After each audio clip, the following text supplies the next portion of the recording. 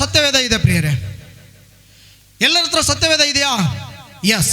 ಕರ್ತನ ಪರಿಶುದ್ಧ ನಾಮಕ್ಕೆ ಸ್ತೋತ್ರವಾಗಲಿ. ಸತ್ಯವೇದ ಇರುವುದಾದರೆ ನಾವು ನೇರವಾಗಿ ದೇವರ ವಾಕ್ಯಕ್ಕೆ ಹೋಗೋರಾಗಿರೋಣ.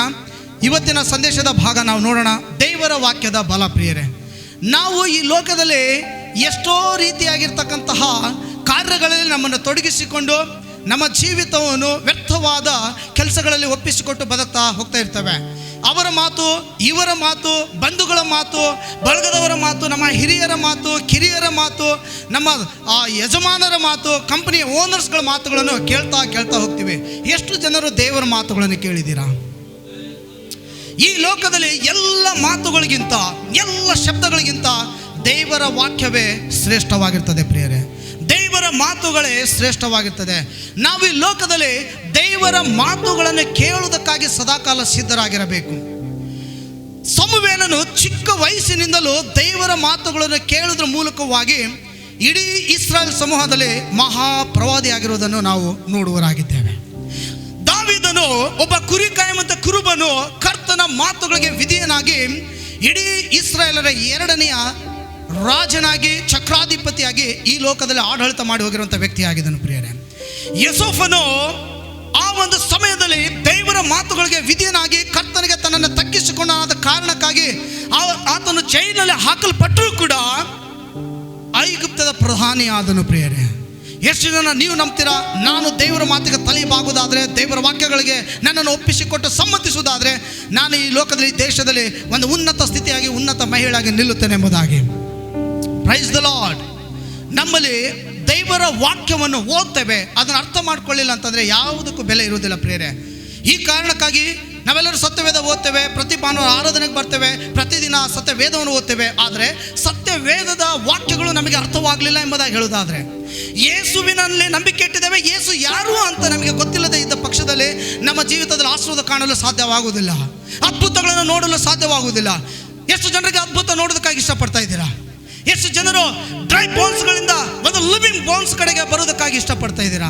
ಒಣಗಿದ ಎಲುಬಿನಿಂದ ಜೀವ ಕೊಡುವಂತಹ ಎಲುಬಾಗಿ ನಾನು ಪರಿವರ್ತನೆ ಆಗಬೇಕು ಅಂತ ಎಷ್ಟು ಜನ ಇಷ್ಟಪಡ್ತಾ ಇದ್ದೀರಾ ಪ್ರಿಯರೇ? ನಾವೆಲ್ಲರೂ ಜೀವ ಕೊಡುವಂತಹ ಬೋನ್ಗಳಾಗಿ, ಜೀವ ಕೊಡುವಂತಹ, ಜೀವ ತುಂಬುವಂತಹ, ಶ್ವಾಸವನ್ನು ಕೊಡುವಂತಹ ಒಂದು ಶಕ್ತಿಯುತ ದೇವರ ಮಕ್ಕಳಾಗಿ ಲೋಕದಲ್ಲಿ ಬದುಕಬೇಕೆಂಬುದಾಗಿ ದೇವರು ಇಷ್ಟಪಡುವನಾಗಿದ್ದಾನೆ. Price the lord. ಕರ್ತನಿಗೆ ಸ್ತೋತ್ರವಾಗಲಿ ಪ್ರಿಯರೇ.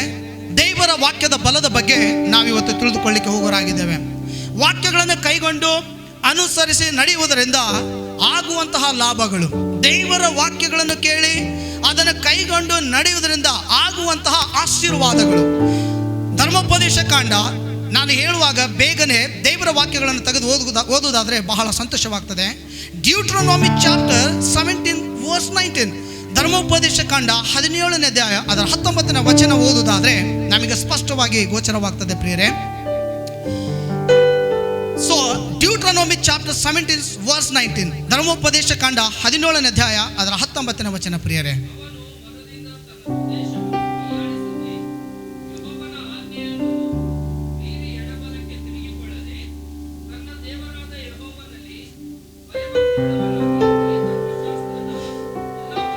ಈ ಧರ್ಮಶಾಸ್ತ್ರದ ಎಲ್ಲ ವಾಕ್ಯಗಳನ್ನು, ವಿಧಿಗಳನ್ನು ಅನುಸರಿಸುವುದಕ್ಕೆ ಅಭ್ಯಾಸ ಮಾಡಿಕೊಳ್ಳಬೇಕು. ಅಭ್ಯಾಸ. ದಿನಾಲು ದೇವರ ವಾಕ್ಯಗಳನ್ನು ಕೇಳುವುದರಲ್ಲಿ, ಓದುವುದರಲ್ಲಿ, ಮಾತನಾಡುವುದರಲ್ಲಿ ಯಾರು ಅಭ್ಯಾಸ ಇಟ್ಟುಕೊಳ್ಳುತ್ತಾರೋ ಅವರೇ ಧನ್ಯರು ಈ ಭೂಮಿಯ ಮೇಲೆ ಪ್ರಿಯರೇ. ಯಾರು ದೇವರ ವಾಕ್ಯಗಳನ್ನು ಅನುಸರಿಸಿ ಆ ವಾಕ್ಯಕ್ಕೆ ತಕ್ಕ ಹಾಗೆ ನಡೆಯುವರಾಗಿರ್ತಾರೋ ಅವರೇ ಧನ್ಯರಾಗಿ ಈ ಲೋಕದಲ್ಲಿ ಬದುಕುವರಾಗಿದ್ದಾರೆ. ನಾವು ದೇವರ ವಾಕ್ಯಗಳನ್ನು ಎಂದಿಗೂ ತಾತ್ಸರ ಮಾಡಬಾರ್ದು. ಸೇವಕರ ಬಾಯಿಂದ ಬರುವಂಥ ಪ್ರತಿಯೊಂದು ಮಾತುಗಳಿಗೆ ನಾವು ತಲೆಬಾಗುವರಾಗಿ ನಿಲ್ಲುವಾಗ ಶುಭವು, ಕೃಪೆಯು ನಮ್ಮನ್ನು ಹಿಂಬಾಲಿಸಿಕೊಂಡು ಬರುವಂಥದ್ದಾಗಿದೆ. What is the meaning of word? ವಾಕ್ಯ ಎಂದರೇನು? ವಾಕ್ಯ ಎಂಬುದಾಗಿ ಹೇಳುವುದಾದರೆ ಶಬ್ದ, ಧ್ವನಿ ಅಥವಾ ಮಾತು ಅಂತ ಹೇಳ್ತದೆ. ದ ಮೀನಿಂಗ್ ಆಫ್ ವರ್ಡ್, ಇದು ಶಬ್ದ. ಯೇಸು ಸ್ವಾಮಿ ಸತ್ತ ಲಾಜರನನ್ನು ಬದುಕಿಸುವುದು ಹೇಗೆ? ಯೇಸು ಸ್ವಾಮಿ ಸತ್ತ ಲಾಜರನ್ನು ಬದುಕಿಸುವುದು ಕೇವಲ ಶಬ್ದದಿಂದ. ಲಾಜರನೇ ಎದ್ದು ಬಾ, ಎದ್ದು ಬಂದ ಇಲ್ಲ. ಯೇಸು ಸ್ವಾಮಿ ಅದೇ ಸೈತಾನನನ್ನು ಸೋಲಿಸಿದ್ದು ಯಾವ ಬಲದಿಂದ? ದೇವರ ವಾಕ್ಯದ ಬಲದಿಂದ ಸೋಲಿಸಿ ವಾಸಿಸಿದನು. ಪ್ರಿಯರೇ, ನಿಮಗೆ ಎದುರಾಗಿ ಬರುವಂತಹ ಆಯುಧಗಳು, ನಿಮಗೆ ಎದುರಾಗಿ ಬರುವಂತಹ ಯಾವುದೇ ಮಾಟ ಮಂತ್ರಗಳು, ಅಪಶಕುನಗಳು ಯೇಸುವಿನ ವಾಕ್ಯದ ಬಲದಿಂದ ಲಯವಾಗಿ ಹೋಗುವಂಥದ್ದಾಗಿರ್ತದೆ. ಈ ಕಾರಣಕ್ಕಾಗಿ ದೇವರ ವಾಕ್ಯಕ್ಕೆ ತಲೆಬಾಗ್ರಿ, ದೇವರ ವಾಕ್ಯಕ್ಕೆ ಒಳಗಾಗ್ರಿ. ಎರಡನೇದಾಗಿ, ಈ ವಾಕ್ಯ ಯಾರು? Who is the word?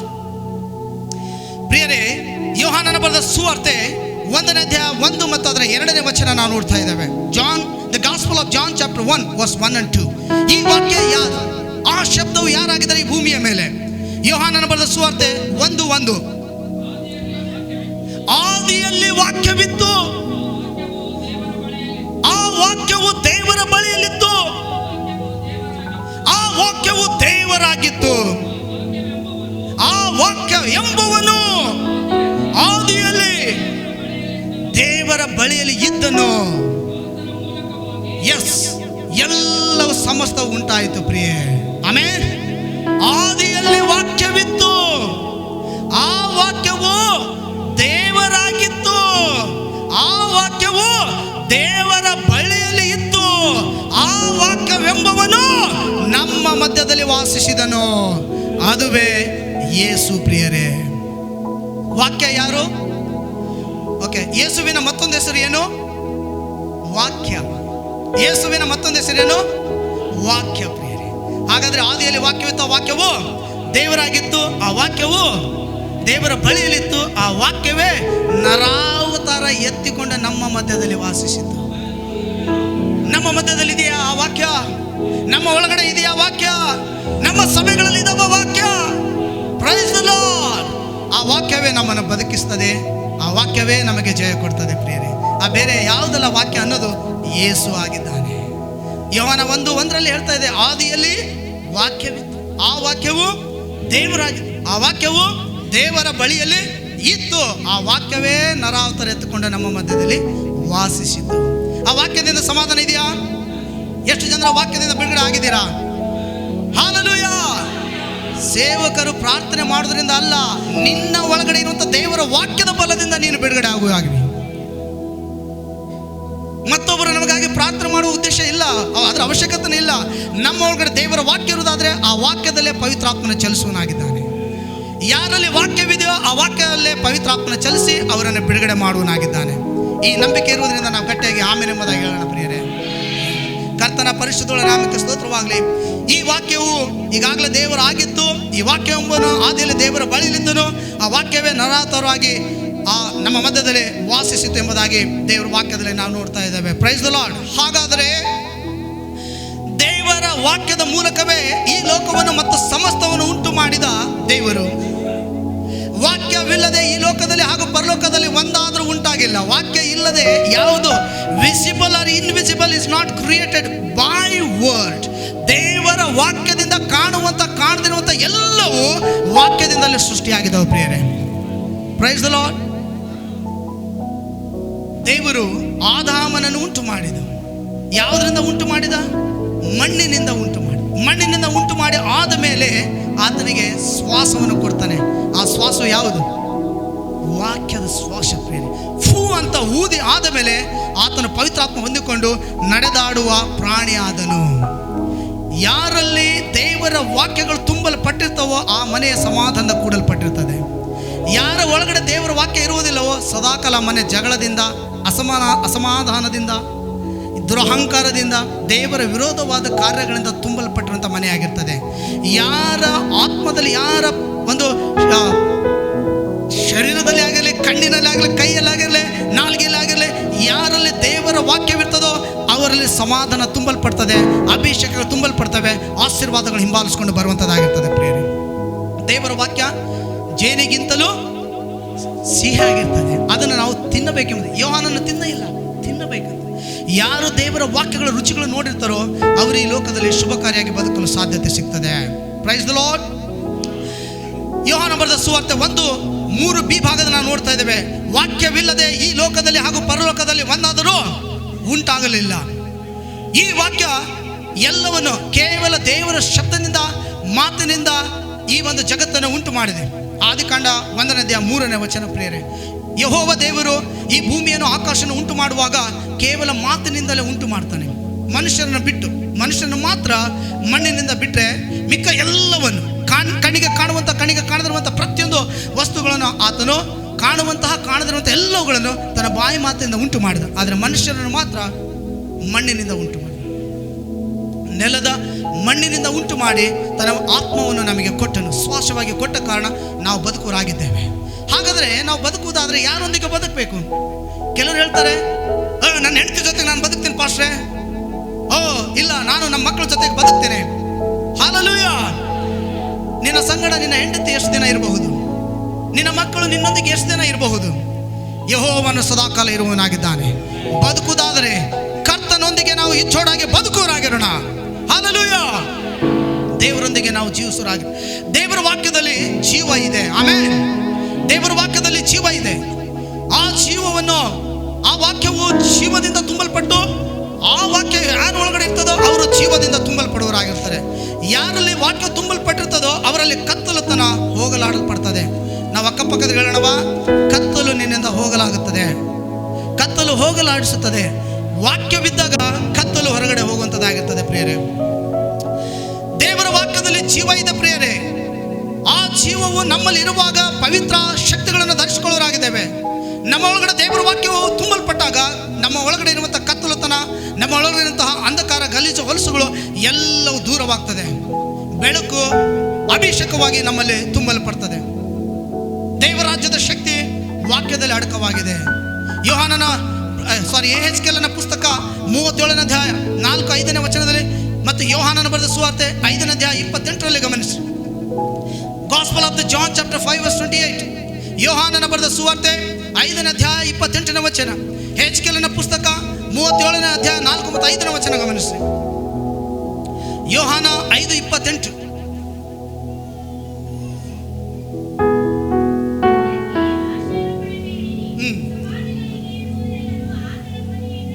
ಆತನ ಧ್ವನಿಯನ್ನು ಕೇಳಿ ಎದ್ದು ಹೊರಗೆ ಬರುವ ಕಾಲವು ಬರುತ್ತದೆ.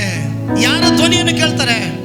ಸಮಾಧಿಯಲ್ಲಿ ಇರುವವರು, ಬದುಕಿರುವವರು, ಸತ್ತಿರುವವರು ಎಲ್ಲರೂ ಯೇಸು ಕ್ರಿಸ್ತನ ಧ್ವನಿಯನ್ನು ಕೇಳುವ ಕಾಲ ಬರ್ತದೆ ಪ್ರಿಯರೇ. ಈಗ ನಾವು ಕೇಳಿ ಬದುಕೊಂಡಿದ್ದೀವಾ? ಆ ಧ್ವನಿಯು ನಮ್ಮಲ್ಲಿ ಇದೆಯಾ? ಕರ್ತನ ವಾಕ್ಯವು ನಮ್ಮಲ್ಲಿ ಇದೆಯಾ? ನಾವು ಬದುಕಿಕೊಂಡಿದ್ದೇವೆ. ದೇವರಾಮಕ್ಕೆ ಸ್ತೋತ್ರವಾಗಿ ಬದುಕಿಸಿದ ದೇವರಿಗೆ ನಾವು ಚಪ್ಪಳ ತಟ್ಟಿ ಕರ್ತನಿಗೆ ಗಣವನ್ನು ಸಲ್ಲಿಸ್ತೇವೆ. ಇನ್ನು ಜೋರಾಗಿ ಕಟ್ಟೆಗೆ ನಮ್ಮನ್ನು ಬದುಕಿಸಿದ ದೇವರು ಪ್ರಿಯರೇ. ಸತ್ತವರು ಸಮಾಧಿಯಲ್ಲಿ ಇದ್ದವರು ದೇವರ ಶಬ್ದದಿಂದ ಅಥವಾ ದೇವರ ಸ್ವರವನ್ನು ಕೇಳಿ, ದೇವರ ವಾಕ್ಯವನ್ನು ಕೇಳಿ ಒಂದು ಕಾಲದಲ್ಲಿ ಎದ್ದು ಬರುವರೆಂಬುದಾಗಿ ದೇವರ ವಾಕ್ಯದಲ್ಲಿ ನಾವು ನೋಡುವರಾಗಿದ್ದೇವೆ. ಸೊ ನಾವೆಲ್ಲರೂ ಬದುಕೊಂಡಿದ್ದೇವೆ. ಇನ್ನು ಅನೇಕ ಜನರು ಬದುಕಬೇಕಾಗಿದೆ. ಅವರಿಗಾಗಿ ನಾವು ಪ್ರಾರ್ಥನೆ ಮಾಡೋಣ. ಅದಕ್ಕೆ ಇವತ್ತು ಪ್ರಾರ್ಥನೆ ಕೂಟವನ್ನು ಇಟ್ಟುಕೊಂಡಿದ್ದೇವೆ. ಈ ಮುಂಡ್ರಿಗಿ ಪಟ್ಟಣದ ಪ್ರತಿಯೊಬ್ಬ ಜನರು ರಕ್ಷಣೆಯಲ್ಲಿ ಬರೋದಕ್ಕಾಗಿ ನಮ್ಮ ಪ್ರಾರ್ಥನೆ ಆಗಿದೆ. ಎಷ್ಟು ಜನ ಈ ಮುಂಡ್ರಿಗಿ ಪಟ್ಟಣಕ್ಕಾಗಿ ಪ್ರಾರ್ಥನೆ ಮಾಡ್ತಾ ಇದ್ದೀರಾ? ಈ ಮುಂಡ್ರಿಗಿ ಪಟ್ಟಣದಲ್ಲಿರುವಂಥ ಸತ್ತ ಎಲುಬುಗಳು ಕರ್ತನ ಕಡೆಗೆ ಬಂದು ಜೀವವನ್ನು ಹೊಂದಿಕೊಳ್ಳಬೇಕು. ಒಂದು ವೇಳೆ ನಮ್ಮಲ್ಲಿ ಜೀವ ಇಲ್ಲಾಂದ್ರೆ ಈ ಮುಂಡ್ರಿಗಿ ಪಟ್ಟಣಕ್ಕೆ ಜೀವ ಕೊಡ್ಲಿಕ್ಕಾಗುತ್ತಾ? ಜೀವ ನಮ್ಮಲ್ಲಿ ಇರಬೇಕು. ಜೀವವೆಂಬ ವಾಕ್ಯ ನಮ್ಮಲ್ಲಿ ತುಂಬಲ್ಪಡಬೇಕು. ಸುವಾರ್ತೆ ಎಂಬ ವಾಕ್ಯ ನಮ್ಮಲ್ಲಿ ಇದ್ದಾಗ ನಾವು ಈ ಪಟ್ಟಣಕ್ಕೆ ಕೊಡ್ಲಿಕ್ಕೆ ಸಾಧ್ಯತೆ ಇರ್ತದೆ ಪ್ರಿಯರೇ. ಯಾರಿಗಾದರೂ ಆ ಜೀವದ ವಾಕ್ಯ ಇಲ್ಲ ಅಂತಂದ್ರೆ ಸುವಾರ್ತೆ ಸಾರೋದಿಲ್ಲ, ಬದಲಾಗಿ ಅವರೇ ಹೆಣವಾಗಿರ್ತಾರೆ.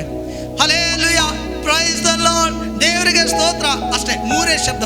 ಯಾರಲ್ಲಿ ದೇವರ ವಾಕ್ಯದ ಬಲ ಇರೋದಿಲ್ಲ ಅವರಲ್ಲಿ ಬರುವಂಥ ಶಬ್ದ ಎಷ್ಟು? ಹಲ್ಲೆಲೂಯಾ, ಪ್ರೈಸ್ ದ ಲಾರ್ಡ್, ದೇವರಿಗೆ ಸ್ತೋತ್ರ. ಅಷ್ಟೇ, ಮಿಕ್ಕಿದ ಏನಾಗೋದಿಲ್ಲ. ನಮ್ಮಲ್ಲಿ ಜೀವ ಇದೆ ಅಂದರೆ ಈ ಜೀವವು ಈ ಪಟ್ಟಣಕ್ಕೆ ಕೊಡುವರಾಗಿರೋಣ ಪ್ರಿಯರೇ. ಎಷ್ಟು ಜನ ಸಿದ್ಧವಾಗಿದ್ದೀರಾ? ಈ ಪಟ್ಟಣವು ಬದಲಾವಣೆ ಆಗುವುದಕ್ಕಾಗಿ ಪ್ರಾರ್ಥಿಸಿರಿ. ನಿನ್ನ ಒಳಗಡೆ ದೇವರ ವಾಕ್ಯವು ಚಲಿಸಲ್ಪಡಲಿ, ತುಂಬಲ್ಪಡಲಿ. ಆ ವಾಕ್ಯವು ನಿನ್ನನ್ನು ಬದುಕಿಸಿದೆ. ನಿನ್ನವರನ್ನು ಬದುಕಿಸುವಾಗ ನೀನು ನೋಡಿಕೋ.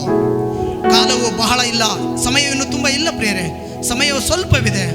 ನಮ್ಮ ಕರ್ತನ ಯೇಸು ಸ್ವಾಮಿ 2ನೇ ಬರುಣವು ಈ ಭೂಮಿಯ ಮೇಲೆ ವೇಗವಾಗಿ ಆತನು ಬರುವನಾಗಿದ್ದಾನೆ. ಆತನು ಬರುವುದಕ್ಕಿಂತ ಮುಂಚಿತವಾಗಿ ನಾವೆಲ್ಲರೂ ಜೀವವನ್ನು ಹೊಂದಿಕೊಂಡವರಾಗಿ ಸುವಾರ್ಥ ವಾಕ್ಯಗಳನ್ನು ಸಾರೋದ್ರ ಮೂಲಕವಾಗಿ ಸತ್ತವರನ್ನು ಬದುಕಿಸುತ್ತಾ ಸಾಗೋಣ. Praise the Lord. ಆ ಶಕ್ತಿ ನಿನ್ನಲ್ಲಿದೆಯಾ? ಅಕ್ಕಪಕ್ಕದ ಕೇಳಿ, ಶಕ್ತಿ ಇದೆಯಾ? ಶಕ್ತಿ ಇದೆಯಾ? ವಾಕ್ಯವಿಲ್ಲದೆ ದೇವರು ಇಲ್ಲ ಪ್ರಿಯರೇ. ಆಮೇನ್. ವಾಕ್ಯವಿಲ್ಲದೆ ದೇವರಿಲ್ಲ, ದೇವರು ಇಲ್ಲದೆ ವಾಕ್ಯವಿಲ್ಲ. ಆ ವಾಕ್ಯವೇ ದೇವರು, ದೇವರೇ ವಾಕ್ಯ. ಯಾರಲ್ಲಿ ಆ ವಾಕ್ಯ ಇರ್ತದೋ ದೇವರನ್ನೇ ಹೊಂದಿಕೊಂಡಿರೋರಾಗಿದ್ದಾರೆ.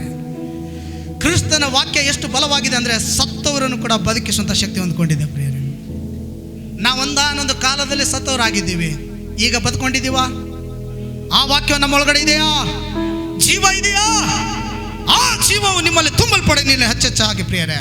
ಕೊನೆಯ ದಿನಮಾನಗಳಲ್ಲಿ ಈಗ ಬಿಸಿಲಿದೆ, ತುಂಬ ನಂದು ಬೆವರು ಬರ್ತಾ ಇದೆ, ನಿಮ್ಮದು ಬೆವರು ಸುರಿತಾ ಇದೆ. ಅಲ್ಲೆಲ್ಲ ನಮ್ಮ ಹರೀಶ್ ಭದ್ರ ಡ್ಯಾನ್ಸ್ ಮಾಡಿಸಿದ್ರು. ಡ್ಯಾನ್ಸ್ ಮಾಡಿ ಮಾಡಿ ಮಾಡಿ ಈಗೆಲ್ಲ ಬೆವರಿನ್ನು ನಾವೆಲ್ಲ ಇವತ್ತು ಸುಸ್ತಾಗಿಬಿಟ್ಟಿದ್ದೀವಿ. ಆದರೆ ದೇವರ ವಾಕ್ಯದಿಂದ ಶಕ್ತಿಯನ್ನು ಧರಿಸಿಕೊಂಡಾಗ ಎರಡರಷ್ಟು ಬಲವನ್ನು ನಾವು ಹೊಂದಿಕೊಳ್ಳೋರಾಗಿದ್ದೇವೆ. ಆ ಸಮಯದಲ್ಲಿ ಎಲಿಷನು ಏಲಿಯನಿಂದ ಎರಡರಷ್ಟು ಬಲವನ್ನು ಹೊಂದಿಕೊಂಡಿರುವುದಾದರೆ ಇವತ್ತು ನಾವು ಪವಿತ್ರಾತ್ಮನ ಶಕ್ತಿಯಿಂದ ಎರಡರಷ್ಟು ಬಲವನ್ನು ಹೊಂದಿಕೊಳ್ಳೋಣ. ಆ ಬಲವು ಈ ಸಮಯದಲ್ಲಿ ನಿಮ್ಮ ಮಧ್ಯದಲ್ಲಿ ತುಂಬಲ್ಪಡಲಿ. ಕರ್ತನ ಸನ್ನಿಧಾನದಲ್ಲಿ ಪ್ರಿಯರೇ, ಇಲ್ಲಿ ಮುಖ್ಯವಾಗಿರ್ತಕ್ಕಂಥ ವಿಷಯಕ್ಕೆ ನಾವು ಬರೋಣ. ಮೊದಲನೇ ಸಮುವೇಲ 3ನೇ ಅಧ್ಯಾಯ 21. ದೇವರು ವಾಕ್ಯದ ಮೂಲಕ ಪ್ರಕಟಿಸಿಕೊಳ್ಳುತ್ತಾನೆ. ಆಮೇಲೆ ನಾವು ದೇವರಿದ್ದಾನೆ ಎಂಬುದಾಗಿ ಹೇಗೆ ಗೊತ್ತಾಗುತ್ತೆ ನಮಗೆ? ಸತ್ಯವೇದದ ವಾಕ್ಯದಿಂದ. ಆಮೇಲೆ ಆ ವಾಕ್ಯವು ನಮಗೆ ಕೊಡೋಣವಾಗಿರುವುದರಿಂದ ದೇವರಿದ್ದಾನೆ ಅಂತ ನಂಬ್ತಾ ಇದ್ದೇವೆ. ಆ ವಾಕ್ಯ ಎಂಬುದು ನಮ್ಮ ಮಧ್ಯದಲ್ಲಿ ಇರುವುದರಿಂದ ನಂಬಿಕೆ ನಮ್ಮಲ್ಲಿ ಹೆಚ್ಚೆಚ್ಚಾಗಿ ಬರ್ತಾ ಇದೆ. ಯಾರಾದರೂ ಮೊದಲ ಸಮುವೇಲ 3ನೇ 21 ವಚನ ಗಮನಿಸ್ರಿ. ಯೆಹೋವನು ಶಿಲೋವಿನಲ್ಲಿ ದರ್ಶನ ಕೊಡುವುದಕ್ಕೆ ಪ್ರಾರಂಭಿಸಿ ತನ್ನ ವಾಕ್ಯದಿಂದ ಸಮುವೇಲನಿಗೆ ತನ್ನನ್ನು ಪ್ರಕಟಿಸಿಕೊಳ್ಳುತ್ತಾ ಬಂದನು. ಸಮುವೇಲನಿಗೆ ದೇವರು ಪ್ರಕಟಿಸಿಕೊಳ್ತಾ ಬಂದನು ಪ್ರಿಯರೇ. ವಾಕ್ಯದಿಂದಲೇ ವಾಕ್ಯ ಕೊಟ್ಟು ಶಬ್ದವನ್ನು ಕೊಟ್ಟು ನಾನೇ ದೇವರು, ನನ್ನನ್ನು ಬಿಟ್ಟು ಯಾರೂ ಇಲ್ಲ, ನನ್ನನ್ನು ಪ್ರಕಟಿಸು ಎಂಬುದಾಗಿ ಸಮುವೇಲನಿಗೆ ಆ ವಾಕ್ಯಗಳನ್ನು ತುಂಬುತ್ತಾ ಬಂದನು. ಆ ಕಾರಣಕ್ಕಾಗಿ ಸಮುವೇಲನ ಬಲಿಷ್ಠ ಪ್ರವಾದಿ ಆಗಿದ್ದನು ಪ್ರಿಯರೇ. ಎಷ್ಟು ಜನಕ್ಕೆ ಬಲ ಬೇಕು ಪ್ರಿಯರೇ? ನನಗೆ ಬಲ ಬೇಕನ್ನೋರ ಕೈಗಳನ್ನೇ ಮೇಲಕ್ಕೆತ್ತಿ ಯೇಸುವಿನ ನಾಮದಲ್ಲಿ ಗಟ್ಟಿಯಾಗಿ 3 ಬಾರಿ ಹಲ್ಲೆಲೂಯಾ ಎಂಬುದಾಗಿ ನಾವು ಕೂಗಿ ಆತನ ಶಕ್ತಿಯನ್ನು ಧರಿಸಿಕೊಳ್ಳೋಣ. ಜೋರಾಗಿ, ಇನ್ನು ಗಟ್ಟಿಯಾಗಿ. Praise the Lord. ನಿದ್ರೆ ಬಿಟ್ಟು ತೊಲಗಬೇಕು. ಮಧ್ಯಾಹ್ನದ ವೇಳೆಯಲ್ಲಿ ಬರುವಂಥ ನಿದ್ರಾವಸ್ಥ ದುಷ್ಟ ಆತ್ಮನ ಶಕ್ತಿ ಯೇಸುವಿನ ನಾಮದಲ್ಲಿ ಲಯವಾಗಬೇಕು. ನಾವೆಲ್ಲರೂ ಎಚ್ಚರವಾಗಿದ್ದು ಕರ್ತನ ಸನ್ನಿಧಾನದಲ್ಲಿ ಆತನ ವಾಕ್ಯದ ಬಲವನ್ನು ಧರಿಸಿಕೊಂಡವರಾಗಿ ಬಲಿಷ್ಠರಾಗಿ ದೈವ ಜನಾಂಗಗಳ ನಿಂತು ಕರ್ತನ ರಾಜ್ಯವನ್ನು ಸ್ಥಾಪಿಸಿ ನಮ್ಮ ರಾಜ್ಯದಲ್ಲಿ ನಾವು ಸೇರೋರಾಗಿರೋಣ. ನಾವು ಯಾವ ರಾಜ್ಯದವರು? ಫಿಲಿಪ್ಪಿ 3ನೇ 20ನೇ ವಚನ ಹೇಳ್ತಾ ಇದೆ, ನಾವಾದರೂ ಪರಲೋಕ ಸಂಸ್ಥಾನದವರು. ನಂಬುವರಿಂದ ಗಟ್ಟಿಯಾಗಿ, ಇನ್ನು ಗಟ್ಟಿಯಾಗಿ. ಹಲ್ಲೆಲೂಯಾ. ಈ ವಾಕ್ಯವನ್ನು ನಾವು ಹೇಗೆ ಕೈಗೊಂಡು ನಡಿಬೇಕು ಪ್ರಿಯರೇ? ಕ್ವಶನ್ಸ್ ಇದೆ. 3ನೇದಾಗಿ ಈ ವಾಕ್ಯವನ್ನು ನಾವು ಹೇಗೆ ಕೈಗೊಂಡು ನಡಿಬೇಕು? ಮೊದಲನೇದಾಗಿ ಧರ್ಮೋಪದೇಶ ಕಾಂಡ 17ನೇ 19ನೇ ವಚನ. ಈ ವಾಕ್ಯದಲ್ಲಿ, ಈ ಒಂದು ವಚನದಲ್ಲಿ ಈ ರೀತಿಯಾಗಿ ಬರೆಯಲ್ಪಟ್ಟಿದೆ, ದೇವರ ವಾಕ್ಯಗಳನ್ನು ಹೇಗೆ ಕೈಗೊಂಡು ನಡಿಬೇಕು? ಅಭ್ಯಾಸ ಮಾಡೋದ್ರ ಮೂಲಕವಾಗಿ, ರೂಢಿಯನ್ನು ಮಾಡಿಕೊಳ್ಳೋದ್ರ ಮೂಲಕವಾಗಿ ವಾಕ್ಯಗಳನ್ನು ಕೈಗೊಂಡು ನಡೆಯುವುದಾಗಿದೆ. ಎರಡನೇದಾಗಿ ಧರ್ಮೋಪದೇಶ ಕಾಂಡ 6:7 ಗಮನಿಸಿ. ಅಭ್ಯಾಸ ಮಾಡಿಕೊಳ್ಳುವುದಷ್ಟೇ ಅಲ್ಲ, ಅದನ್ನು ರೂಢಿಯಾಗಿರಿಸಿಕೊಳ್ಳಬೇಕು. ಧರ್ಮೋಪದೇಶ ಕಾಂಡ 6:7 ಪ್ರಿಯರೇ, ಇವುಗಳನ್ನು ನಿಮ್ಮ ಮಕ್ಕಳಿಗೆ ಅಭ್ಯಾಸ ಮಾಡಿಸಿ ಮನೆಯಲ್ಲಿ ಕೂತಿರುವಾಗಲೂ ದಾರಿ ನಡೆಯುವಾಗಲೂ ಮಲಗುವಾಗಲೂ ಏಳುವಾಗಲೂ ಇವುಗಳ ವಿಷಯದಲ್ಲಿ ಮಾತನಾಡಬೇಕು. ರೂಢಿ ಮಾತನಾಡಬೇಕು. ನಮ್ಮ ಮಕ್ಕಳಿಗೆ ಅವರು ಕೂತ್ಕೊಳ್ಳುವಾಗಲೂ, ಪ್ರಯಾಣದಲ್ಲಿ ಇರುವಾಗಲೂ, ಯಾವುದಾದ್ರೂ ಕೆಲಸದಲ್ಲಿ ಇರುವಾಗಲೂ ಅವರಿಗೆ ಮಾತನಾಡಬೇಕಂತೆ. ನಾವು ಒಬ್ಬ ತಂದೆಯಾಗಿ, ಒಬ್ಬ ತಾಯಿಯಾಗಿ ದೇವರ ವಾಕ್ಯವನ್ನು ನಮ್ಮ ಮಕ್ಕಳ ಸಂಗಡ ಮಾತನಾಡಬೇಕು. ಅದು ರೂಢಿ ಇದೆಯಾ? ರೂಢಿ ಇಲ್ಲ ಅಂತಂದ್ರೆ ನಿಮ್ಮ ಮಕ್ಕಳನ್ನು ಈಗಲಿಂದಲೇ ಪ್ರಾರಂಭ ಮಾಡ್ರಿ. ಇಲ್ಲಾಂದ್ರೆ ಮುಂದಿನ ಸಮಯ ಬರ್ತದೆ, ಪಶ್ಚಾತ್ತಾಪ ಪಡುವಂತ ಸಮಯ ಬರ್ತದೆ. ಒಬ್ಬ ತಂದೆ ತಾಯಿಯಾಗಿ ನಿಮಗೆ ಹೇಳ್ತಾ ಇದ್ದೀನಿ, ದೇವರ ವಾಕ್ಯವನ್ನು ಹೆಚ್ಚೆಚ್ಚಾಗಿ ರೂಢಿ ಮಾಡಿಸಿಕೊಳ್ಳಿ ನಿಮ್ಮ ಮಕ್ಕಳಿಗೆ. ಅವರ ದಾರಿಯನ್ನು ಬಿಟ್ಟು ಕೆಟ್ಟ ಮಾರ್ಗಕ್ಕೆ ಹೋಗುವುದಿಲ್ಲ. ಅವರು ದುಷ್ಟ ಮಾರ್ಗವನ್ನು ಬಿಟ್ಟು ಒಳ್ಳೆಯ ಮಾರ್ಗದಲ್ಲಿ ನಡಬೇಕೆಂಬುದಾಗಿ ಒಬ್ಬ ತಾಯಿಯಾಗಿ, ಒಬ್ಬ ತಂದೆಯಾಗಿ ನಿನ್ನ ಮಕ್ಕಳ ಭವಿಷ್ಯತ್ತನ್ನು ಉತ್ತಮವಾಗಿ ಕಾಣಬೇಕೆಂಬುದಾಗಿ ಇಷ್ಟ ಇರುವುದಾದ್ರೆ ಈಗಲೇ ದೇವರ ವಾಕ್ಯ ಹೇಳ್ತಾ ಇದೆ, ಆ ಮಕ್ಕಳಿಗೆ ದೇವರ ವಾಕ್ಯವನ್ನು ಓದಿಸು, ಅವರ ಸಂಗಡ ಮಾತನಾಡು. ಪ್ರಯಾಣದಲ್ಲಿರುವಾಗಲೂ, ಕೆಲಸದಲ್ಲಿರುವಾಗಲೂ, ಯಾವುದಾದ್ರೂ ಕಾರ್ಯಗಳಲ್ಲಿರುವಾಗಲೂ ನಮ್ಮ ಮಕ್ಕಳಿಗೆ ದೇವರ ವಾಕ್ಯಗಳನ್ನು ನಾವು ಹಂಚುವರಾಗಿರಬೇಕು, ಅವರ ಸಂಗಡ ಮಾತನಾಡುವರಾಗಿರಬೇಕು. ಎಷ್ಟು ಜನ ಇವತ್ತು ತೀರ್ಮಾನ ಮಾಡ್ತೀರಾ, ನಾನು ಇನ್ನು ಮುಂದೆ ನನ್ನ ಮಗಳಿಗೆ, ನನ್ನ ಮಗನಿಗೆ ದೇವರ ವಾಕ್ಯಗಳನ್ನು ಹೆಚ್ಚೆಚ್ಚಾಗಿ ಹಂಚುತ್ತೇನೆ? ಯಾವಾಗ ನೀನು ಈ ತೀರ್ಮಾನ ಮಾಡ್ತೀಯೋ, ನಿನ್ನ ಮಕ್ಕಳ ಸಂಗಡ ಈ ದಿನ ಮೊದಲುಗೊಂಡು ಉಳಿದ ದಿನಮಾನಗಳಲ್ಲಿ ಅವರ ಸಂಗಡ ವಾಕ್ಯಗಳನ್ನು ಮಾತನಾಡ್ತಾ ಹೋಗೋದಾದ್ರೆ ಮುಂದೆ ಅವರು ಈ ದೇಶದ ಪ್ರಧಾನಿ ಆಗುವರು ಪ್ರಿಯರೇ, ಈ ರಾಜ್ಯದ ಮುಖ್ಯಮಂತ್ರಿಗಳಾಗುವರು ಪ್ರಿಯರೇ, ಈ ಒಂದು ಪಟ್ಟಣದ ಎಮ್ ಎಲ್ ಎಗಳಾಗುವರು, ಈ ಒಂದು ಊರನ್ನು ಬದುಕಿಸುವಂಥ ಒಂದು ಲೀಡರ್ಸ್ಗಳಾಗಬಹುದು. ಅವೆಲ್ಲ ನಮ್ಮ ಕೈಲಿರ್ತದೆ ಪ್ರಿಯರೇ. ಒಬ್ಬ ತಂದೆಯಾಗಿ ಒಬ್ಬ ತಾಯಿಯಾಗಿ ದೇವರ ವಾಕ್ಯಗಳನ್ನು ದಿನಾಲು ನಾವು ನಮ್ಮ ಮಕ್ಕಳ ಸಂಗಡ ಮಾತನಾಡೋದಕ್ಕಾಗಿ ರೂಢಿ ಮಾಡಿಕೊಳ್ಳಬೇಕು. ಅಕ್ಕಪಕ್ಕದಲ್ಲಿ ಹೇಳ್ರಿ, ನಿನ್ನ ಮಗಳಿಗೆ ಇವತ್ತೇ ರೂಢಿ ಮಾಡೋ ದೇವರ ವಾಕ್ಯವನ್ನು ಹೇಳುವುದರಲ್ಲಿ. ಕೇವಲ ದೊಡ್ಡವರಲ್ಲ, ಕೇವಲ ದೊಡ್ಡವರು ನಾವು ಅಷ್ಟೇ ದೇವರ ವಾಕ್ಯಗಳನ್ನು ಹಂಚಿಕೊಂಡು ನಾವು ಅಷ್ಟೇ ನಡೆದುಕೊಳ್ಳೋದಲ್ಲ ಪ್ರಿಯರೇ. ನಮ್ಮ ಮಕ್ಕಳು ಕೂಡ ದೇವರ ವಾಕ್ಯಗಳನ್ನು ಅಭ್ಯಾಸ ಮಾಡಿಕೊಳ್ಳಬೇಕು. ನಮ್ಮ ಮಕ್ಕಳಿಗೂ ಕೂಡ ದೇವರ ವಾಕ್ಯಗಳನ್ನು ನಾವು ಕಲಿಸುತ್ತಾ ಸಾಗುವರಾಗಿರಬೇಕು. ಆಮೇಲೆ ವಾಕ್ಯ ಎಂಬ ಗ್ರಂಥವನ್ನು ಏನು ಮಾಡಬೇಕು? ಎರಡನೇದಾಗಿ ವಾಕ್ಯ ಎಂಬ ಗ್ರಂಥವನ್ನು ನಮ್ಮ ಬಳಿಯಲ್ಲಿ ಸದಾಕಾಲ ಇಟ್ಟುಕೊಳ್ಳಬೇಕು. ಎಷ್ಟು ಜನ ದೇವರ ವಾಕ್ಯಗಳನ್ನು, ಸತ್ಯ ವೇದಗಳನ್ನು ತೆಗೆದುಕೊಂಡು ಸುವಾರ್ತೆಗೆ ಹೋಗ್ತಾ ಇದ್ದೀರಾ, ಕೂಟಗಳಿಗೆ ತೆಗೆದುಕೊಂಡು ಬರ್ತಾ ಇದ್ದೀರಾ. ಕೆಲವರು ಪಾಸ್ಟರ್ ನಾನು ಬ್ಯಾಂಕಿಗೆ ಹೋಗ್ತಾ ಇದ್ದೇನೆ, ನಾನು ಸತ್ಯವೇದ ತೆಗೆದುಕೊಂಡು ಹೋದ್ರೆ ಹಣ ಹೆಂಗೆ ತುಂಬಿಕೊಂಡು ಬರೋಕ್ಕಾಗುತ್ತೆ? ನನ್ನ ಬ್ಯಾಗೇ ತುಂಬಿರ್ತದೆ, ಬೈಬಲೇ ಬ್ಯಾಗಲ್ಲಿ ತುಂಬಿರ್ತದೆ, ಇನ್ನು ಹಣ ತುಂಬ್ಕೊಂಬರೋ ಜಾಗ ಆಗೋದಿಲ್ಲ. ಬ್ಯಾಂಕಿಗೆ ಹೋಗ್ಬೇಕಾದ್ರೂ ಬೈಬಲ್ ತೆಗೆದುಕೊಂಡು ಹೋಗ್ಬೇಕಾ? ಅಕ್ಕಪಕ್ಕದ ಹೇಳ್ರಿ, ಬ್ಯಾಂಕಿಗೆ ಹೋಗೋದಾದ್ರೂ ಬೈಬಲ್ ನಿನ್ನ ಸಂಗಡ ಇರಲಿ. ಯಾಕೆ ಅಂದರೆ ಅದಕ್ಕೆ ಒಂದು ಕಾರಣ ಹೇಳ್ತೇನೆ. ಕಳ್ಳರು ನಿನ್ನ ಬಳಿಗೆ ಬಂದು ನಿನ್ನ ಹಣವನ್ನು ಕದ್ದುಕೊಳ್ಳಬಾರದು. ನಿನ್ನ ಹತ್ರ ಸತ್ಯವೇದ ಇರೋದಾದರೆ ಆ ಸತ್ಯವೇದವೇ ಹಣವನ್ನು ಪ್ರೊಟೆಕ್ಷನ್ಸ್ ಮಾಡ್ತದೆ. ಈ ಕಾರಣಕ್ಕಾಗಿ ಎಲ್ಲಿ ಹೋದರೂ ಕೂಡ ನಾವು ಸತ್ಯವೇದವನ್ನು ತೆಗೆದುಕೊಂಡೇ ಹೋಗೋರಾಗಿರಬೇಕು. ನಮಗೆ ಕಳ್ಳರ ಕಾಕರ ಭಯವಿದ್ದೇ ಇರ್ತದೆ. ಕೆಲವರು ನಮ್ಮನ್ನು ಮೋಸಗೊಳಿಸುವವರು ಕೂಡ ಇರ್ತಾರೆ. ಆದರೆ ನಮಗೆ ಅಂಥವ್ರು ಯಾರಿಂದ ಮೋಸವಾಗದ ಹಾಗೆ ಕಳ್ಳರಿಂದ ನಾವು ಬಚಾವಾಗಬೇಕಾದ್ರೆ ನಮ್ಮ ಬಳಿಯಲ್ಲೇ ಸತ್ಯವೇದ ಇರಬೇಕು ಪ್ರಿಯರೇ. ಹಾಗಾದರೆ ಪಾಸ್ಟರ್ ನೀವು ತೆಗೆದುಕೊಂಡು ಹೋಗ್ತೀರಾ? ಖಂಡಿತ ನಮ್ಮ ಕಾರಲ್ಲಿ ಇದ್ದೇ ಇರುತ್ತೆ. ಆದರೆ ಬ್ಯಾಂಕ್ ಒಳಗಡೆ ಹೋದಾಗ ಕಾರಲ್ಲೇ ಬಿಟ್ಟು ಬ್ಯಾಂಕಿಂದ ಬಂದು ಮತ್ತೆ ಸತ್ಯವೇದ ಅಂಟ್ಕೊಳ್ತೇವೆ ನಾವು. ಅಂದರೆ ನಾವು ಹಾಗೆ ರೂಢಿ ಮಾಡ್ಕೊಂಡಿದೆ. ನಾವು ಫ್ಲೈಟ್ಗಳಲ್ಲಿ ಹೋಗುವಾಗಲೂ ಕೂಡ ನಮ್ಮ ಹತ್ರ ನಮ್ಮ ಬ್ಯಾಗಲ್ಲಿ, ಪರ್ಸನಲ್ ಬ್ಯಾಗಲ್ಲಿ ಸತ್ಯವೇದವನ್ನು ನಮ್ಮ ಪರ್ಸನಲ್ ಬ್ಯಾಗಲ್ಲಿ ಇಟ್ಕೊಂಡಿರ್ತೀವಿ. ಮಿಕ್ಕ ಎಲ್ಲ ಸೋಪು, ಪೇಸ್ಟು, ಬ್ರಷು ಅವೆಲ್ಲ ಇನ್ನೊಂದು ಬ್ಯಾಗಲ್ಲಿ ಹಾಕಿರ್ತೀವಿ. ನಾವು ಎಲ್ಲಿ ಹೋದರೂ ಕೂಡ ಸತ್ಯವೇದವನ್ನೇ ಅಂಟ್ಕೊಂಡಿರ್ತೇವೆ. ಯಾರು ಸತ್ಯವೇದವನ್ನು ಅಂಟ್ಕೊಂಡಿರ್ತಾರೋ ಅವರಿಗೆ ದೇವರು ಅಂಟಿಕೊಂಡವರಾಗಿದ್ದಾನೆ. ಇಲ್ಲ ಅಂತಂದರೆ ನಾವು ಪಶ್ಚಾತ್ತಾಪ ಪಡಬೇಕಾಗ್ತದೆ ಪ್ರಿಯರೇ. ಎರಡನೇದಾಗಿ ದೇವರ ವಾಕ್ಯವನ್ನು ಹೇಗೆ ಕೈಗೊಂಡು ನಡಿಬೇಕು? ದೇವರ ವಾಕ್ಯವು ನಮ್ಮ ಬಳಿಯಲ್ಲಿ ಇಟ್ಟುಕೊಂಡು ಅದನ್ನು ಕೈಗೊಂಡು ನಡಿಬೇಕು. ಧರ್ಮೋಪದೇಶ ಕಾಂಡ ಗಮನಿಸ್ರಿ, ಡ್ಯೂಟ್ರಾನೋಮಿ ಚಾಪ್ಟರ್ 17:19. ಧರ್ಮೋಪದೇಶ ಕಾಂಡ 17-19 ವಚನ. ಸತ್ಯವೇದ ನಿಮ್ಮ ಕೈಯಲ್ಲಿರಬೇಕು ನನ್ನ ಸಂದೇಶ ಮುಗಿಯುವವರೆಗೂ. ಬೇಗ ಓದುವುದಾದರೆ ನಾನು ಫಾಸ್ಟೆಸ್ಟ್ ಈ ಒಂದು ಮೆಸೇಜನ್ನು ಮುಗಿಸ್ತೇನೆ. ಆಮೇಲೆ ಕಡೆಗೆ ನಾವು ಲಂಚಿಗೆ ಹೋಗೋಣ ಪ್ರಿಯರೇ. ಇವತ್ತು ಒಳ್ಳೆ ಉತ್ತಮವಾದ ರಿವೈವಲ್ ಆಗ್ತಾ ಇದೆ ಈ ಒಂದು ಸ್ಥಳದಲ್ಲಿ, ಈ ಒಂದು ಸಭೆಯಲ್ಲಿ ಬಂದಿರುವಂಥ ನೀವೆಲ್ಲರೂ ಧನ್ಯರಾಗಿದ್ದೀರಾ.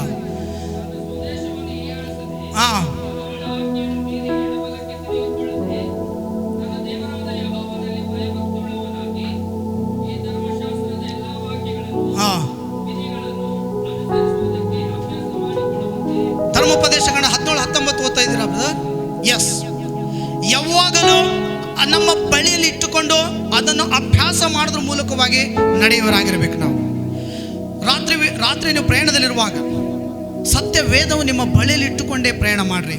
ಖಂಡಿತವಾಗಿ ಅವತ್ತು ಏನಾದರೂ ಬಸ್ ಆಕ್ಸಿಡೆಂಟ್ ಆಗ್ತದೆ, ಕಾರ್ ಆಕ್ಸಿಡೆಂಟ್ ಆಗ್ತದೆ ಅಂದರೆ ಸತ್ಯ ವೇದದ ನಿಮಿತ್ತವಾಗಿ ದೇವರು ನಮ್ಮನ್ನು ಕಾಪಾಡೋನಾಗಿದ್ದಾನೆ. ಹಲ್ಲೆಲೂಯಾ.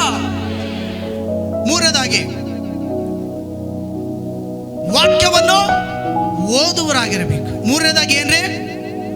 ವಾಕ್ಯವನ್ನು ಓದಬೇಕು. ನಾಲ್ಕನೇದಾಗಿ ವಾಕ್ಯವನ್ನು ಮಾತನಾಡಬೇಕು. ಸತ್ಯ ವೇದದ ವಾಕ್ಯವನ್ನು ನಾವು ಮಾತನಾಡಬೇಕು. ಧರ್ಮೋಪದೇಶ ಕಾಂಡ 6 ಮತ್ತು 7ನೇ ವಚನದಲ್ಲಿ ಪ್ರಿಯರೇ, ಯಾಕೆಂದರೆ ನೀವು ನಿಮ್ಮ ದೇವರಾದ ಯೆಹೋವನಿಗೆ ಮೀಸಲಾದ ಜನರಾಗಿದ್ದೀರಲ್ಲವೇ? ಮೀಸಲಾದ ಜನರಾಗಿದ್ದೀರಲ್ಲವೇ? ಆತನು ಭೂಲೋಕದಲ್ಲಿರುವ ಸಮಸ್ತ ಜನಾಂಗಗಳಲ್ಲಿ ನಿಮ್ಮನ್ನೇ ಸ್ವಕೀಯ ಜನವಾಗಿ ಆದುಕೊಂಡಿದ್ದಾನೆ. ನಿಮ್ಮನ್ನು ಎಲ್ಲ ಜನಾಂಗಗಳಲ್ಲಿ ಹೆಚ್ಚು ಮಂದಿಯನ್ನು ಇಷ್ಟಪಟ್ಟು ಆದುಕೊಳ್ಳಲಿಲ್ಲ. ನಿಮ್ಮನ್ನು ಬಹಳ ಜನರನ್ನು ದೇವರು ಆದುಕೊಂಡಿಲ್ಲ. ಈ ಒಂದು ಪಟ್ಟಣದ ಕೆಲವು ಜನರು ಮಾತ್ರ ಆದುಕೊಂಡಿದ್ದಾನೆ. ಏನಕ್ಕೆ? ಆತನಲ್ಲಿ ನಾವು ಜೀವಿಸುವರಾಗಿ ಆತನ ವಾಕ್ಯಗಳು ಕೈಗೊಂಡು ನಾವು ಬಲಿಷ್ಠ ಜನಾಂಗವಾಗಿ ನಿಲ್ಲುವುದಕ್ಕಾಗಿ ಆತನು ನಮ್ಮನ್ನು ನೇಮಕ ಮಾಡಿ ಆರಿಸಿಕೊಂಡಿದ್ದಾನೆ. ಯಾರಾದರೂ ಮೊದಲು ನಾವು ದೇವರನ್ನು ಆರಿಸ್ಕೊಂಡು ಬಂದಿದ್ವಾ? ಯೋಹಾನ 15:16 ಏನು ಹೇಳ್ತದೆ? ನಾನು ನಿಮ್ಮನ್ನು ಆರಿಸಿ ತೆಗೆದುಕೊಂಡಿದ್ದೇನೆ, ನೀವು ನನ್ನನ್ನು ಆರಿಸಿ ತೆಗೆದುಕೊಳ್ಳಲಿಲ್ಲ. ಹಾಗಾದರೆ ಪ್ರಿಯರೇ, ನಮ್ಮನ್ನು ಆರಿಸಿಕೊಂಡ ಉದ್ದೇಶ ಆತನ ವಾಕ್ಯಗಳನ್ನು ಕೈಗೊಂಡು ನಡೆಯಬೇಕು. ಆ ವಾಕ್ಯವು ನಮ್ಮ ಬಳಿಯಲ್ಲಿ ಇಟ್ಟುಕೊಂಡಬೇಕು. ಆ ವಾಕ್ಯವನ್ನು ನಾವು ಓದಬೇಕು. ಆ ವಾಕ್ಯವನ್ನು ನಾವು ಮಾತನಾಡ್ತಾ ಸಾಗಬೇಕು. ಅದಕ್ಕಾಗಿಯೇ ನಮ್ಮನ್ನು ಕರೆದಿದ್ದಾನೆ. ನಾವು ದೇವರ ಬಳಿಯಲ್ಲಿದ್ದೀವಿ ಅಂತಂದರೆ ಸುಮ್ಮನೆ ನಮಗೆ ಯಾವ ರೀತಿಯಾಗಿ ಬೇಕೋ ಆ ರೀತಿಯಾಗಿ ಜೀವಿಸೋಕ್ಕಲ್ಲ. ದೇವರ ಚಿತ್ತ ಹೇಗಿದೆಯೋ ಹಾಗೆ ಜೀವಿಸೋದಕ್ಕಾಗಿ ನಾವು ನೇಮಿಸಲ್ಪಟ್ಟ ಜನಾಂಗವಾಗಿದ್ದೇವೆ. ನಾನು ಈ ಜನರನ್ನು ಬಿಟ್ಟಿದ್ದೇನೆ, ಇಡೀ ಮುಂಡ್ರಿಗೆ ಪಟ್ಟಣ ಬಿಟ್ಟಿದ್ದೇನೆ. ನಿನ್ನನ್ನೇ ನಾನು ನೇಮಕ ಮಾಡಿದ್ದೇನೆ, ನಿನ್ನನ್ನೇ ನಾನು ಆರಿಸಿ ತೆಗೆದುಕೊಂಡಿದ್ದೇನೆ. ಕಾರಣ ಏನು? ಈ ವಾಕ್ಯವನ್ನು ನೀನು ಧ್ಯಾನಿಸುವುದಕ್ಕಾಗಿ, ಕೈಗೊಂಡು ನಡೆಯುವುದಕ್ಕಾಗಿ, ನನ್ನವನಾಗಿ ಜೀವಿಸುವುದಕ್ಕಾಗಿ ನಾನು ನಿನ್ನನ್ನು ಆರಿಸಿ ನೇಮಕ ಮಾಡಿದ್ದೇನೆ ಅಂತ ಹೇಳ್ತೇವೆ ದೇವ್ರ ವಾಕ್ಯ. ಇದಕ್ಕೆ ಏನು ಹೇಳೋಣ ಪ್ರಿಯರೇ? ನಾವೆಲ್ಲರೂ ನೇಮಕವಾಗ ಜನಾಂಗವಾಗಿದ್ದೀವಾ? ನಾವೆಲ್ಲರೂ ನೇಮಕವಾಗಿದ್ದ ಜನಾಂಗವಾಗಿದ್ದೀವಾ? Praise the lord. ಹಾಗಾದರೆ ನಾವು ನೇಮಿಸಲ್ಪಟ್ಟ ಜನಾಂಗವಾಗಿರುವುದಾದರೆ ಆತನ ವಾಕ್ಯಗಳನ್ನು ಓದಬೇಕು, ಕೈಗೊಂಡು ನಡಿಬೇಕು, ಸಂಗಡ ಇಟ್ಕೊಳ್ಬೇಕು, ಅದನ್ನು ಧ್ಯಾನಿಸಿ ನಡಿಬೇಕು ಮತ್ತು ಮಾತನಾಡ್ತಾ ಹೋಗಬೇಕು. ಮಾತನಾಡೋದು ಅಂದ್ರೆ ಅರ್ಥ ಏನು? ಯೇಸು ಏನು ಹೇಳಿದ? ಹೋಗಿರಿ ಜಗತ್ತಿಗೆಲ್ಲ ಸುವಾರ್ತೆಯನ್ನು ಸಾರಿ. ಅದರ ಅರ್ಥ ಏನು? ಸುವಾರ್ತೆ ಸಾರಿರಿ ಅಂದ್ರೆ ಅರ್ಥ ಏನು? ಸ್ಪೀಕ್, ಮಾತನಾಡು. ಎಷ್ಟು ಜನ ಮಾತನಾಡಿದ್ದೀರಾ? ಇವತ್ತು ಎಷ್ಟು ಜನರಿಗೆ ಸುವಾರ್ತೆ ಸಾರು ಬಂದಿದ್ದೀರಾ? ಹಲ್ಲೆಲೂಯಾ. ನಾವು ಆ್ಯಕ್ಚುಲಿ ಸುವಾರ್ತೆ ಕೂಟ ಇಡ್ತಾ ಇಲ್ಲ ಈಗ ಇತ್ತೀಚೆಗೆ. ಯಾಕಂತಂದರೆ ಸಿದ್ದರಾಮಯ್ಯನ ಕಾಟ ಹೆಚ್ಚಾಗಿಬಿಟ್ಟಿದೆ, ಯಡಿಯೂರಪ್ಪ ಕಾಟ ಹೆಚ್ಚಾಗಿದೆ. ದೇವರೇನೋ ಯಡಿಯೂರಪ್ಪನ ಈಗ ಕುದಿಸ್ಬಿಟ್ಟಿದ್ದಾರೆ ಈಗ ಆಲ್ಮೋಸ್ಟ್. ಈಗ ಇವ್ರು ಸ್ವಲ್ಪ ಕಾಟ ಹೆಚ್ಚಾಗಿ, ಯಾಕಂತಂದರೆ ಯಾರಾದರೂ ನಾವು ಸುವಾರ್ತೆ ಸಾರೋಗ ಸಿಕ್ಕಾಕೊಂಡ್ರೆ ಎತ್ಕೊಂಡು ಹೋಗ್ಬಿಡ್ತಾರೆ. ಈ ಕಾಟ ಹೆಚ್ಚಾಗಿರೋದ್ರಿಂದ ಈಗ ನಾವು ರಿವೈವಲ್ ಕೂಟ ಮಾಡ್ತಾ ಇದ್ದೀವಿ, ಉಜ್ಜೀವನ ಕೂಟ. ನಾವು ಉಜ್ಜೀವನ ಆಗ್ಬೇಕೀಗಷ್ಟೇ. ಹಲ್ಲೆಲೂಯಾ. ಉಜ್ಜೀವನ ಆಗೋದಕ್ಕಾಗಿ ಇಷ್ಟ ಇದೆಯಾ? ಎಸ್. ಉಜ್ಜೀವನ ಆಗಿರುವಂಥ ವ್ಯಕ್ತಿಗಳು ಸಾಧ್ಯವಾದಷ್ಟು ಪ್ರಯತ್ನ ಮಾಡ್ರಿ. ಈ ಒಣಗಿದ ಎಲುಬುಗಳಿಗೆ ಜೀವ ಕೊಡೋದಕ್ಕಾಗಿ ಮಾತನಾಡ್ತಾ ಇರ್ರಿ. ಮಾತನಾಡುವವರು ಬದುಕಿಕೊಳ್ತಾರೆ ಮತ್ತೆ ಬದುಕಿಸುವರಾಗಿದ್ದಾರೆ. ಆಮೇಲೆ ಐದನೇದಾಗಿ ಈ ವಾಕ್ಯಗಳನ್ನು, ಐದನೇದಾಗಿ ಏನು ಹೇಳ್ತಾ ಇದೆ ನೋಡ್ರಿ, ಅಲ್ಲಿ ಆ ಕಡೆ ನೋಡ್ರಿ. ಯೆಹೋವನು ನಿಮ್ಮನ್ನು ಪ್ರೀತಿಸಿ ತಾನು ನಿಮ್ಮ ಪಿತೃಗಳಿಗೆ ಮಾಡಿದ ಪ್ರಮಾಣವನ್ನು ನೆರವೇರಿಸಬೇಕೆಂದು ಐಗುಪ್ತರ ಅರಸನಾದ ಫರೋಹನನ ಕೈ ಕೆಳಗೆ ದಾಸರಾಗಿದ್ದ ನಿಮ್ಮನ್ನು ಬಿಡುಗಡೆ ಮಾಡಿ ತನ್ನ ಬಲವನ್ನು ಪ್ರಯೋಗಿಸಿ ಆ ದೇಶದೊಳಗಿಂದ ಬರಮಾಡಿದನು. ಹಲ್ಲೆಲೂಯಾ. ಐದನೇದಾಗಿ ಅರ್ಥ ಏನು? ವಾಕ್ಯಗಳನ್ನು ಬರೆಯಬೇಕು ಪ್ರಿಯರೇ. ಎಷ್ಟು ಜನಕ್ಕೆ ರೂಢಿ ಇದೆ ಬರೆಯೋದು ದೇವರ ವಾಕ್ಯ? ಎಷ್ಟು ಜನ ಇವತ್ತು ನೋಟು ಪೆನ್ ಬುಕ್ ತಗೊಂಡ್ಬಂದಿದ್ದೀರಾ? ಒಬ್ಬರು ತಗೊಂಡ್ಬಂದಿದ್ದೀರಾ? ವಾಕ್ಯಗಳನ್ನು ಬರಿಬೇಕು. ಬರೆಯೋದ್ರಲ್ಲಿ ಆಶೀರ್ವಾದ ಉಂಟು. ಕೇವಲ ಕೇಳೋದ್ರಲ್ಲ, ಬರೆಯೋದ್ರಲ್ಲಿ ವಾಕ್ಯಗಳನ್ನು ಬರೆಯೋದ್ರಲ್ಲಿ ಆಶೀರ್ವಾದ ಉಂಟು. ಬರೆಯೋದ್ರಲ್ಲಿ ಶುಭಗಳು ಉಂಟು, ಬರೆಯೋದ್ರಲ್ಲಿ ಅಭಿಷೇಕ ಉಂಟು. ಆಮೇಲೆ ನನಗೆ ಇವತ್ತಿಗೂ 20 ನೋಟ್ ಬುಕ್ಗಳನ್ನು ತುಂಬಿಸಿದೆ ನಾನು. ನನ್ನ ಡೈರಿ, ಪರ್ಸನಲ್ ಡೈರಿ 20 ಅದರಲ್ಲಿ ಎಲ್ಲ ಬರೀ ಮೆಸೇಜ್. ನಾವೆಲ್ಲಾದರೂ ಪ್ರಯಾಣದಲ್ಲಿರುವಾಗ ದೇವರು ಏನಾದರೂ ಮಾತನಾಡಿದ, ಆತ್ಮ ಏನಾದರೂ ಮಾತಾಡಿದ, ಪವಿತ್ರ ಆತ್ಮ ಏನು ಹೇಳಿದ್ನ, ಅದರ ರೆಕಾರ್ಡ್ಸ್ ಮಾಡ್ಕೊಂಡು ಆದಮೇಲೆ ಒಂದು ಬುಕ್ಕನ್ನು ಬರೆದಿದ್ದೆ ನಾನು. ಅದು ಕೂಡ ಪಬ್ಲಿಷ್ ಆಗಿದೆ. ಸೊ ನಾವು ತಮಿಳುನಾಡಲ್ಲಿ, ಕೊಯಂಬತ್ತೂರಲ್ಲಿ ಮತ್ತು ತ್ರಿಪುರ್ ಸಿಟಿಯಲ್ಲಿ ಇದನ್ನು ಓಪನ್ ಮಾಡಿ ಕೊಯಂಬತ್ತೂರು ಕಡೆ ಎಲ್ಲ ಸ್ಪ್ರೆಡ್ ಮಾಡಿ ಬಂದಿದ್ದೇವೆ. ಮತ್ತು ಇದು ಸೇಲಂ ಸಿಟಿಯಲ್ಲಿ ಕೂಡ ಈ ಬುಕ್ಸ್ ಎಲ್ಲ ಆ ಕಡೆ ತುಂಬ ಸ್ಪ್ರೆಡ್ ಆಗಿದೆ. ಆದರೆ ಅದು ಇಂಗ್ಲೀಷ್ನಲ್ಲಿ ಇರುವುದರಿಂದ ನಮ್ಮ ಕರ್ನಾಟಕದಲ್ಲಿ ಸ್ವಲ್ಪ ಕನ್ನಡನೇ ಕೊಡ್ರಿ ಪಾಸ್ಟ್ ಅಂದಾಗ ನಾವು ಇಲ್ಲಿ ಸ್ವಲ್ಪ ಸ್ಟಾಪ್ ಮಾಡಿದ್ದೇವೆ. ಸೊ ತಮಿಳುನಾಡು, ಆಂಧ್ರ ಪ್ರದೇಶಗಳೇ ನಾವು ಈ ಪುಸ್ತಕವನ್ನು ತುಂಬ ಪಬ್ಲಿಷ್ ಮಾಡಿದ್ದೇವೆ. ಇಸ್ರಾಯೇಲರು ಯಾಕೆ ಯೇಸು ಸ್ವಾಮಿಯನ್ನು ಮೆಸ್ಸಿಯನ್ ಆಗಿ ಸ್ವೀಕರಿಸ್ತಾ ಇಲ್ಲ ಎಂಬುದಾಗಿ ಅದರ ಒಂದು ಪಾಯಿಂಟ್ಸ್ ಮೇಲೆ ನಾವು ಬರೆದಿದ್ದೇವೆ. ಪುಸ್ತಕ ಬರಿಬೇಕು. ಅಕ್ಕಪಕ್ಕದಲ್ಲಿ ದೇವ್ರ ವಾಕ್ಯ ಬರಿಬೇಕು. ಯಾರು ದೇವರ ವಾಕ್ಯವನ್ನು ಬರೀತಾರೋ ಅದರಲ್ಲಿ ಅಭಿಷೇಕಗಳು ಉಂಟು ಪ್ರಿಯರೇ. ಅಭಿಷೇಕ ಹೇಳಲ್ಪಡ್ತದೆ. ಆಮೇಲೆ ಈ ವಾಕ್ಯಗಳನ್ನು ಹೃದಯ ಎಂಬ ಹಲಿಗೆಯಲ್ಲಿ ನಾವು ಬರೆದಿಟ್ಟುಕೊಳ್ಳಬೇಕು. ಎಲ್ಲಿ ಬರೆದಿಟ್ಟುಕೊಳ್ಳಬೇಕು? ಹೃದಯ ಎಂಬ ಹಲಿಗೆಯಲ್ಲಿ ಇದನ್ನು ಬರೆದಿಟ್ಟುಕೋ. ಜ್ಞಾನೋಕ್ತಿ ಪುಸ್ತಕ 7ನೇ ಅಧ್ಯಾಯ 3ನೇ ವಚನ, ಪ್ರೊವರ್ಬ್ ಚಾಪ್ಟರ್ 7:3. ಅವುಗಳನ್ನು ನಿನ್ನ ಬೆರಳುಗಳಿಗೆ ಉಂಗುರವಾಗಿ ಇಟ್ಟುಕೋ. ಹೃದಯದ ಹಲಿಗೆಯಲ್ಲಿ ಬರೆ. ಹೃದಯದ ಹಲಿಗೆಯಲ್ಲಿ ಪ್ರಿಯರೇ ದೇವರ ವಾಕ್ಯಗಳನ್ನು ಎಲ್ಲೆಲ್ಲಿ ಬರೀಬೇಕು? ನಮ್ಮ ಈ ಬೆರಳಿಗೆ ಉಂಗುರವಾಗಿ ವಾಕ್ಯಗಳನ್ನು ಇಟ್ಟುಕೊಳ್ಬೇಕು. ಹೃದಯ ಎಂಬ ಹಲಿಗೆಯ ಮೇಲೆ ಅದನ್ನು ಬರೆದಿಟ್ಟುಕೊಳ್ಬೇಕು. ಈ ಬೆರಳುಗಳಿಗೆ ಈ ಒಂದು ಕೈಗೆ ನಾವು ಏನು ಕೊಡಬೇಕು? ಕೆಲಸಗಳು ಕೊಡಬೇಕಂತೆ. ದೇವರ ವಾಕ್ಯಗಳನ್ನು ಬರಿಬೇಕಂತೆ. ಆಮೇಲೆ ಬರೆಯೋದ್ರಿಂದ ಬಿಡುಗಡೆ ಆಗ್ತದೆ, ಬರೆಯೋದ್ರಿಂದ ಅಭಿಷೇಕ ಆಗ್ತದೆ, ಬರೆಯೋದ್ರಿಂದ ಜಯವನ್ನು ಹೊಂದ್ತೇವೆ. ದೇವರ ವಾಕ್ಯ ಬರಿಬೇಕು.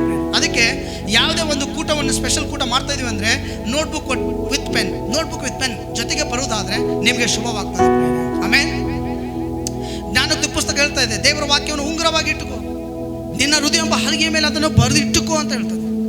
ಸಾಧ್ಯವಾದಷ್ಟು ನೋಟ್ಬುಕ್ಗಳಲ್ಲಿ ಕೂಡ ನಾವು ಬರೆದು ಇಟ್ಟುಕೊಳ್ಳೋದಾದರೆ ಅದನ್ನು ವಾರವಿಡೀ ಧ್ಯಾನಿಸುವಾಗ ನಮಗೆ ಶುಭ ಕೃಪೆ ಶಕ್ತಿಗಳು ಹೆಚ್ಚೆಚ್ಚಾಗಿ ಒದಗಿ ಬರ್ತದೆ. ಆಮೇಲೆ ನಾಲ್ಕನೇದಾಗಿ ಈ ವಾಕ್ಯಗಳನ್ನು ಕೈಗೊಂಡು ನಡೆಯುವುದರಿಂದ ಆಗುವ ಲಾಭಗಳು. ನಾನೀಗಾಗಲೇ ನಿಮಗೆ ಹೇಳಿದೆ ಮೇನ್ ಪಾಯಿಂಟ್ಸ್.